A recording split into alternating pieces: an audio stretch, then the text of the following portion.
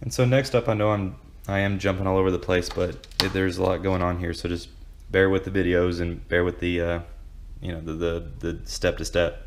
So as I explained earlier in that thing, this is his actuator off of his front diff. The wiring is chewed up. It's actually the other side that I can show you a little bit better here. This one's easier to work with, so I don't have to take it off, but you know that piece right there is broke. I got a few broke wires, mainly that one right there, the white one, and up here it's chewed up. So I'm gonna bring this wire around like up to here, chop it all off. It's a 9-pin connector, and this is the best thing I found to come up with. I couldn't find a 9-pin connector, so 2 of these is gonna work, but I'm gonna do it one this way and one that way, and they will be put together like that. That way you can't mix them up, you can't, anything. So yeah, just gonna bypass this whole connector and do the new one. These are all sealed up already. They're gonna work great. Okay, and how this turned out was I had to make this really crude wiring diagram, and this is what I ended up using. I ended up using that kind of new connector, the solder and seal connectors, where it is obviously a butt connector that is heat shrink, glue, and solder. The solder is in the middle, it's a low point solder, and you heat shrink the outsides where the red band is there, and that holds the wires in there, and then you heat up the solder, which obviously melts the solder, connects the two, heat shrinks, seals, and solders, everything all in one.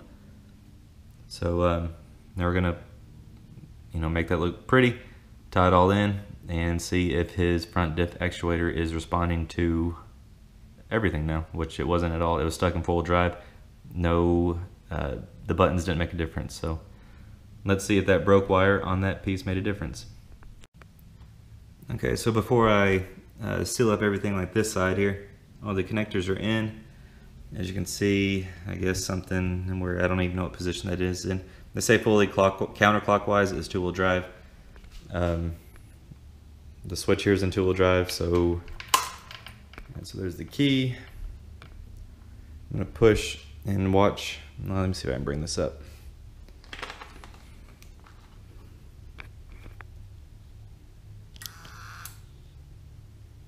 Well, we got 4-wheel drive. 4-wheel drive is displayed on the dash. We'll flip the diff lock.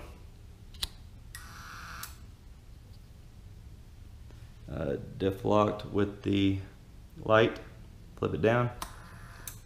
Light goes out. That turned 2-wheel drive. That turned no light on the dash. Boom. Alright, got some of the dirt off. So my plan is to just pull this side and be able to slide the axle,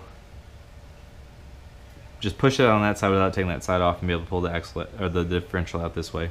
Hopefully that works, we'll see, but just go ahead and start tearing this thing apart. I got a little bit of Mud Creek mud, a little bit of River Run mud. Probably got a little bit of mud in here that I have never been to the park yet.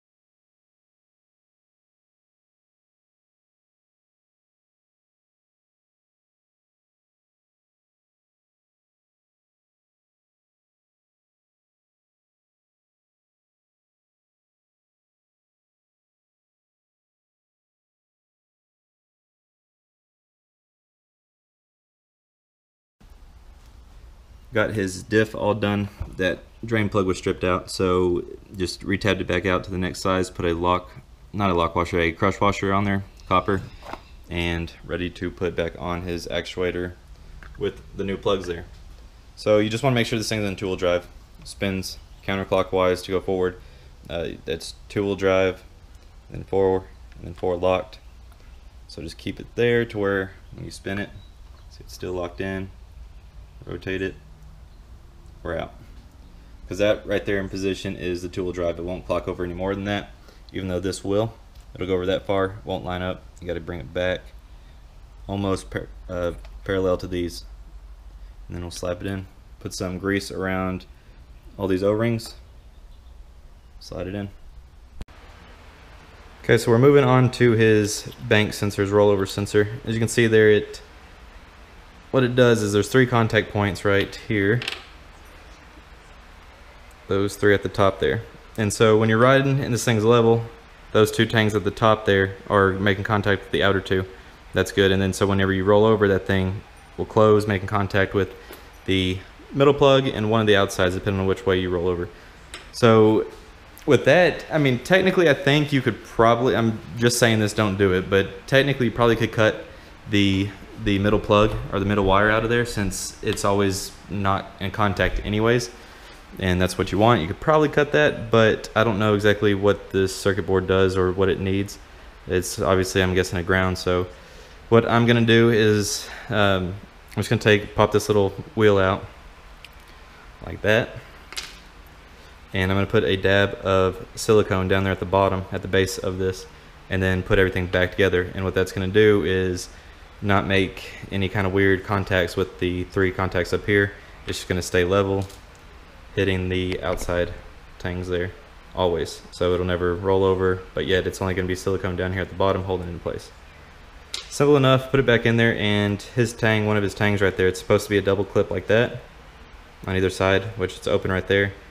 One of his tangs broke off, which when it was sitting in there, this thing was actually bouncing up and down a little bit, so I'm surprised he never had a issue. But I just ride too hardcore, man. And he's on the phone. So he says he rides too hardcore, or he just doesn't do hills very well. And hey. So, but yeah, that's gonna be a simple little fix with that. That way it's siliconed, sealed up at the bottom, not moving, but yet you're not messing with any of the sensors or wires at the top. So we're gonna get done with that real quick, and really tomorrow I'm gonna try to start this thing up. Just kind of piece together the gas tank a little bit. All the coolant lines are ran. Got oil in there right now. So we'll go from there, see what happens. I'll get that on video.